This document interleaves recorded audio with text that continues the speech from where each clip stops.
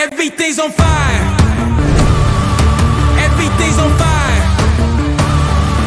Everything's on fire. Heat Seekers, what's going on? Week 12 is mostly in the books. If the Steelers get to play a game, it won't be until Tuesday, but we're here to help you now. Some more madness is ensuing in the NFL, but RotoHeat is here to level out the ship and keep you guys from capsizing on your way to fantasy greatness. We have some fun ones tonight. We have some guys to talk about. May not be the most appealing, attractive group of players, but there's some gems in here. You know, some guys that could help you as you work your way to the fantasy championships here in the next few weeks. So we'll have fun with it tonight. Mr. Sullivan, how are you? How is your week going? How is fantasy treating you this week? And I'd say happy Thanksgiving to you, but we know that that's just Thursday for you. It was a good Thursday. I was hoping to watch 3 football games, but I had to settle for 2. They really weren't football games. You know, the NFC East one was actually the more entertaining game, go figure. But no, things are good up here. My fantasy week is okay. You know, you play in enough leagues and you get to the point where you're like, okay, I need this guy to do good but not great. And I need this guy to do great but not good. So we'll see how it all shakes out. Tomorrow night and probably Tuesday will determine my fate. But I'm in them. So far, so good this week, I say. Yeah. Yourself? Yeah. And with the return of Eckler, my fishbowl team actually looks good again. That's awesome. Little late for it, but little too late, yeah. But sure. having a healthy Eckler and Rojo all year would look a lot different, you know, instead of trying to trot out McKissick and whatever other, you know, retreads I could find on the waiver wire. But such is life. Yeah. I'm starting to roll, so I'm like, well, at least it makes me feel like I'm not a terrible fantasy manager. Finish strong. I'll get you the invite back next year. Finish strong. We'll see. We're trying. That's all we can hope for is the invite. All right. So, all right. Well, I'll let you lead it off. Well, we got quarterbacks, running backs, wide receivers, tight ends, all the usual. So I'll let you take the lead on it. Yeah. So 3 quarterbacks to talk about this week: Matthew Stafford of your Detroit Lions, Kirk Cousins of my Minnesota Vikings, and to a little bit of a lesser extent, Derek Carr of the Las Vegas Raiders. So Carr was really bad today. I don't know what the heck was going on there. That team has been playing quite well. He had a great matchup today in Atlanta, and they just laid an egg. They were bad. Matthew Stafford didn't have the greatest Thanksgiving Thursday, nor did the rest of the Lions. But there's some changes afoot in Detroit, and I think that it can't be anything but positive for the Lions, for Stafford, perhaps for Galladay and Swift and all that cast there. And Kirk Cousins, man, that guy takes a lot of guff and a lot of crap, and he put that team on his back today in some adverse conditions in the second half and looked real good. So of those 3 quarterbacks, I'm probably going to go Cousins 1, Stafford 2, Carr 3. Carr makes this list because he gets to the Jets next week, and I can't help but think he's going to bounce back. What do you think of this trio of quarterbacks? Well, first and foremost, Sheila, Lions, if you guys are listening, which I'm sure you are, RotoHeat's big deal. Thank you for finally doing what the fans and the rest of the world needed you to do and put those 2 out of their misery. That being said, you know, look at the teams this year that have relieved their coaches. Those teams bounced back in a big way. We got beat by one of them on Thanksgiving. Deshaun Watson and that Houston team looks like they're reinvigorated. Yeah. Obviously, you've seen a lot of the news and tweets coming out from former players and even, you know, Galladay and some of what he was doing. The team could rally around this because they seem to be happier that this decision was made as well. So I would definitely jump on Stafford and just kind of see what happens. I mean, the slate of games coming up for him is favorable. You know, he gets a Bears matchup, which they always play the Bears hard, even if the team isn't in the best spot. You know, for me next week, Kirk Cousins of the 3 would be the one that I would jump on because he's facing Jacksonville. And Jacksonville, as much as bad as their record is, they're competitive in all the games, so that's causing teams to have to still keep throwing. You know, they're getting, you know, in the last, you know, month and a half, they've had nobody that's thrown for less than, you know, 250 yards passing. I mean, so Cousins should fare very well. And of the 3, Cousins would be the one that I would trust the most. From then, it would be Stafford and then Carr, because I don't know what the heck happened in Atlanta. I mean, he looked a weird bad. one. So I would chalk it up to just dumb luck, but We'll see. You brought up Jacksonville, and it makes me think if you're truly desperate, and this is more of a super flex play, is Mike Glennon going up against the Vikings isn't the worst thing in the world. He looked okay today. So Definitely serviceable, although Minshew should be back. I know that they were I don't considering know if they him. want him to play. I don't know if they want to win. Like, I don't know what they're doing. They fired their general manager this afternoon.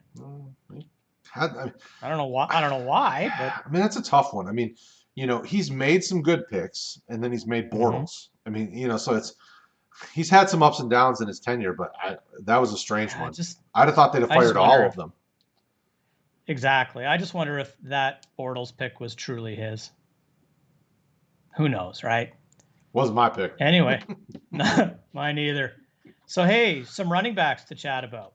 We have the New England Patriots' James White, who did absolutely nothing today with his touches, his 6 whole touches, except scored 2 touchdowns. Cam Akers, who had a beauty 61-yard run in the third quarter, finished the drive off with his first career rushing touchdown, and clearly looks like the best Rams back, in my opinion. Mm-hmm. And then we have the spry 72-year-old Frank Gore, who ran for 74 yards today, and like it, love it, hate it, joke about it. He's the Jets' #1 running back. And if you can get a #1 running back this late in the season on the waiver wire, probably not the worst thing in the world. So I really like Cam Akers. He would be my guy to go to here. James White and Frank Gore, I don't care which one you take, if you take one at all. It's really thin at running back. And what are your thoughts there? Yeah, I mean, and with the ownership numbers that you posted, Akers being less than 30% owned in ESPN and Yahoo and things like that, I would jump on him first and foremost 100%. because he's looking healthy. He had week 6 and 7, he was out with injury. Since then, he's had 9 carries, 10 carries, 5 carries, obviously against the Bucs, but he had a reception as well and a touchdown. And then this week, obviously 9 carries. He makes the most of his touches and seems to be we knew he was the most talented of the 3 running backs, but now it appears like he's showing it on the field too. So if you're in need of running back help, I would grab him. He gets the Cardinals, the Patriots, the Jets in a row. Like, those are very plus matchups for this running game. So I would agree that he's definitely the most attractive. Probably then Frank Gore, which pains me to say. I mean, but he's a starter. So if you need running back help, I mean, that's at least he's going to get action. What happens with it, who knows? The Jets, they're always playing from behind, so who knows what's going to happen there. And then James White, if you need something desperately, I guess. I mean, I would probably, look elsewhere at that point. Just play more wide receivers or tight end. I mean, when you get to this point, you got to start flexing in other positions if you think there's going to be a higher ceiling higher floor, because a guy like that you just can't trust very much right now. I keep waiting for him to have one of those 6 catches, 80 yards, and 20 yards on the ground kind of game with a couple of touchdowns. But Cam is bad. Like, Cam looks terrible. And you're right. You can't trust anything in that backfield for 20 years. I guess you can't touch anything in that backfield. But yeah. So I don't know. But there's some wide receivers that are pretty darn nice available for us this week. We have Deebo Samuel from the San Francisco 49ers. Cole Beasley of the Buffalo Bills, and Corey Davis of the Tennessee Titans. Now, Samuel's ownership is near 60% on both platforms, so he might not be there for you, but if he is, I highly recommend scooping him up.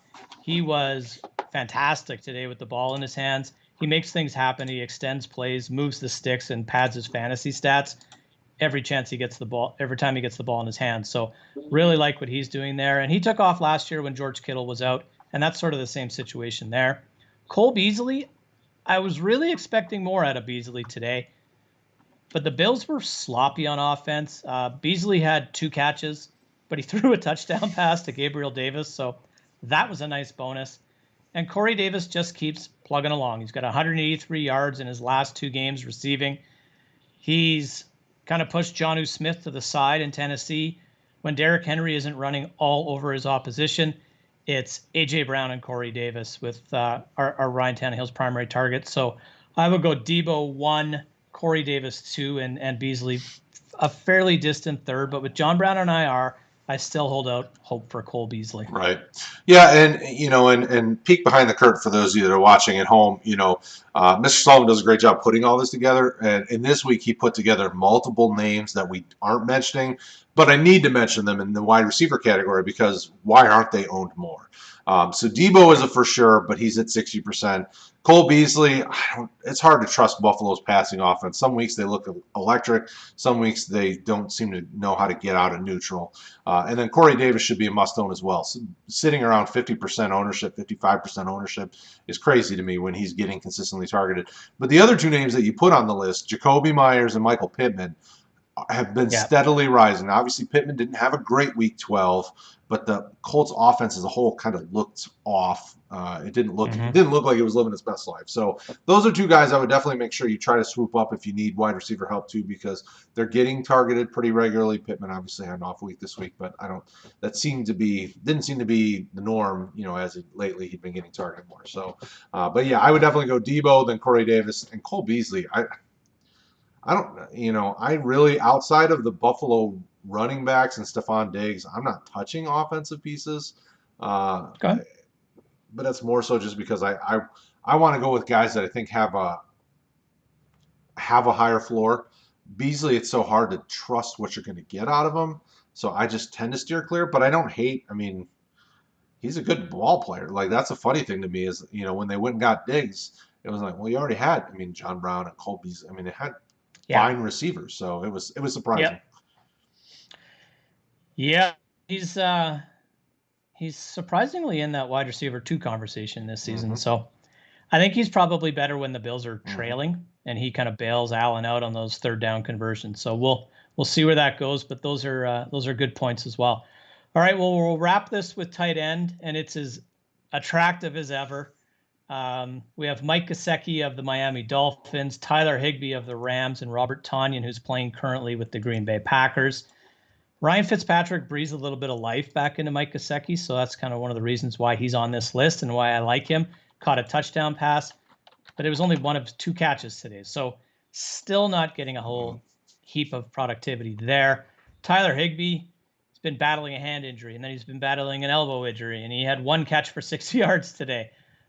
With that said, he has Arizona next week. I think that's a nice matchup for him. And I think the Rams as a whole were kind of flat today, and I expect more out of them going forward. And Robert Tonyan, Aaron Rodgers likes Robert Tonyan. And anytime Aaron Rodgers likes a piece of his offense, it's fantasy relevant. He had a few catches in the little bit I watched tonight. Robert Tonyan somehow is tight end 6 coming into this week. So for a guy that's owned in 40% of ESPN leagues and 60% of Yahoo leagues, I think he should be owned a heck of a lot more than that if you're a top 6 tight end.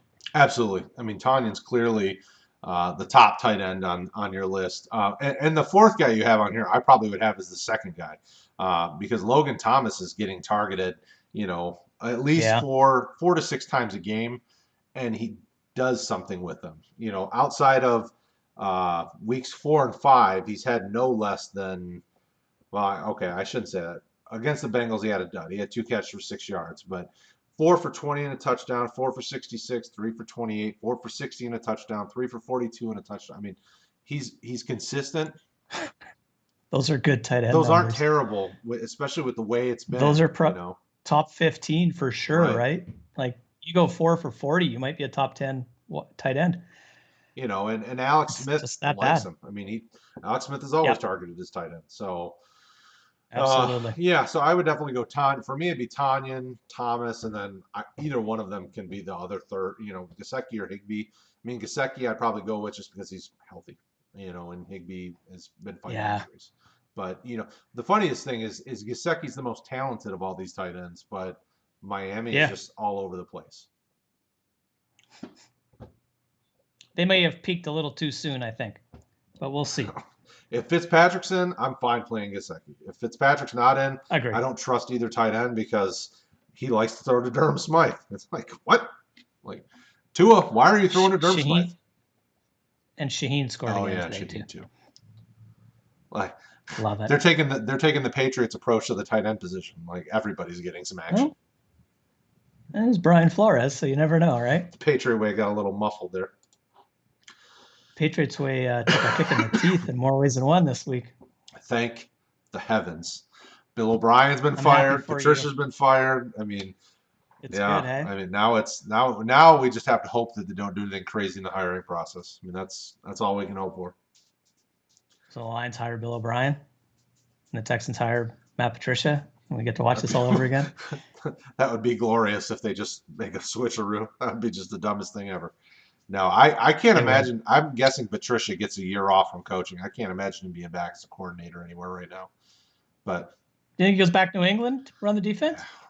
I don't know. I don't know why you would let him. I mean, he, even when he was leaving New England to come to Detroit, his defenses hadn't been looking great. I mean, they were getting, that last full season of him being a coordinator, that defense was getting walked on. I mean, even when they got to the Super Bowl, it's like, what? Like, what do you mean he's a defensive mind? His defenses haven't looked very good. But so I don't know. What can you do? What do you know? Well, that's all I got for you this week. Thanks. That is it. All right, Heat Seekers. It's in the books. We're done. If you have questions, you know what to do. RotoHeat.com. We've got Discord. We've got Facebook communities. You can hit Mr. Sullivan and I up on our Twitter informations, and you can send us the Twitters, and you can do all the things you always do. We appreciate everything you guys are doing.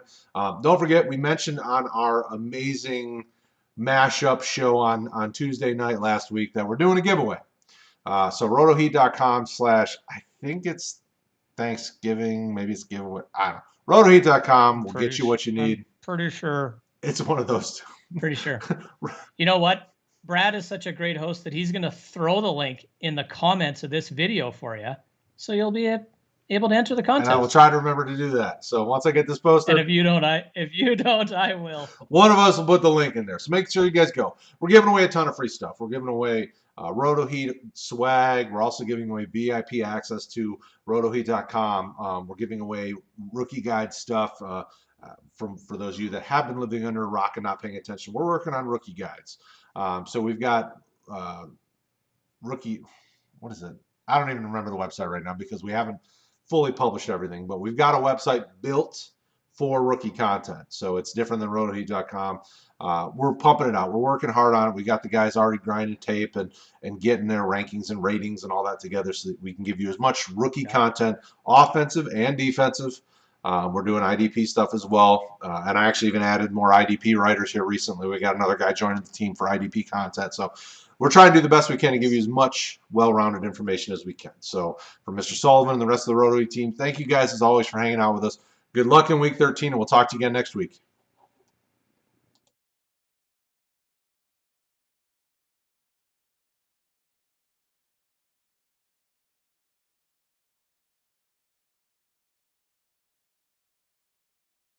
Also, right there, playlist. Hit it. Watch the videos. Do it. You want to. Do it.